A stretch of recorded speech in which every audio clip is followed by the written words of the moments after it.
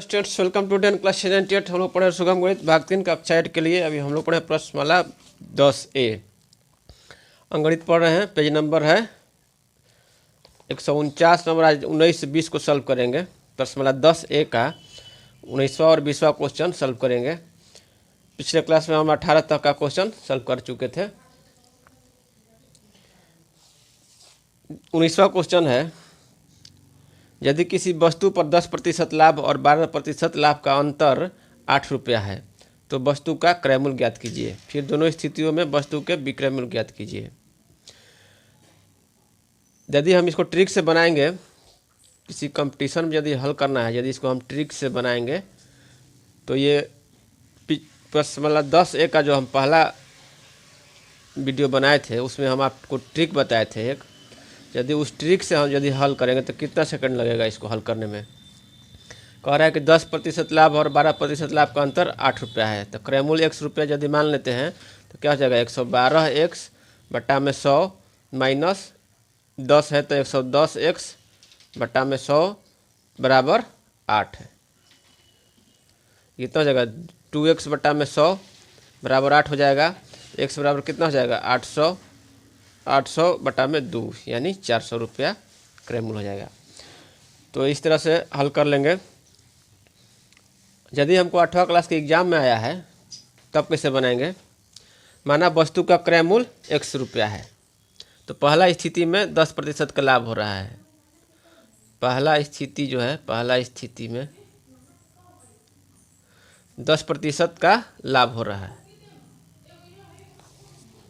तो विक्रय मूल्य कितना हो जाएगा। विक्रय मूल्य बराबर होता है, विक्रय मूल्य बराबर होता है, क्या होता है, क्रय मूल्य इंटू 1 प्लस आर बटा में 100।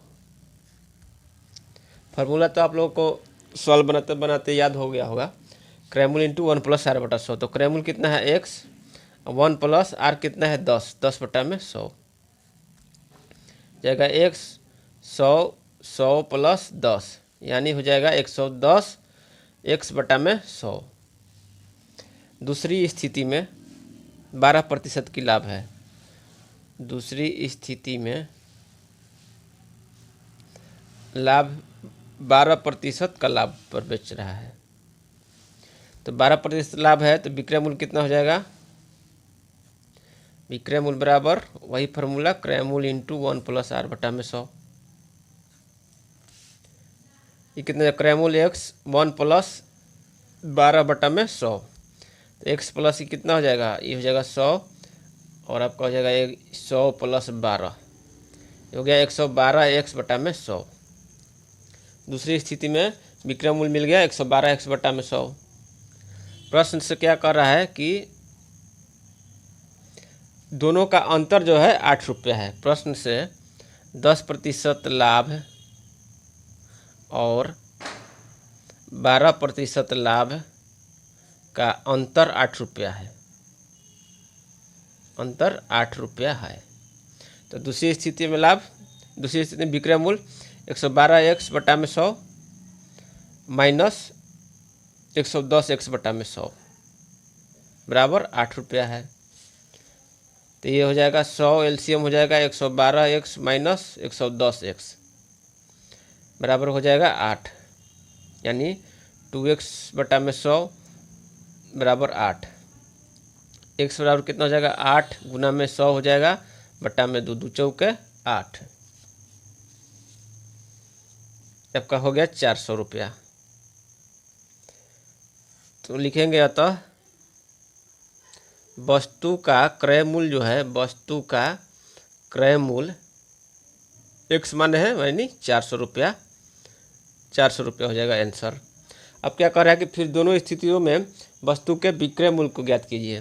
तो पहला स्थिति में विक्रय मूल्य, पहला स्थिति में विक्रय मूल्य कितना है, पहला स्थिति में विक्रय मूल्य कितना है 110x बटा में 100। पहला स्थिति में विक्रय मूल्य आया है ये 110x बटा में 100, 110x बटा में 100 यानी 110 गुना में x का मान आया है 400 बटा में 100। ये कट जाएगा, ये हो जाएगा 440 रुपया पहला स्थिति में विक्रय मूल्य। और दूसरा स्थिति में दूसरा स्थिति में विक्रय मूल्य कितना है बराबर कितना है 112x बटा में 100। दूसरा स्थिति में विक्रय मूल्य 112x 112x बने 100, x बने क्या है 400, 112x बटा में 100 बराबर 112 से 4 से गुना कर देंगे तो 448 हो जाएगा।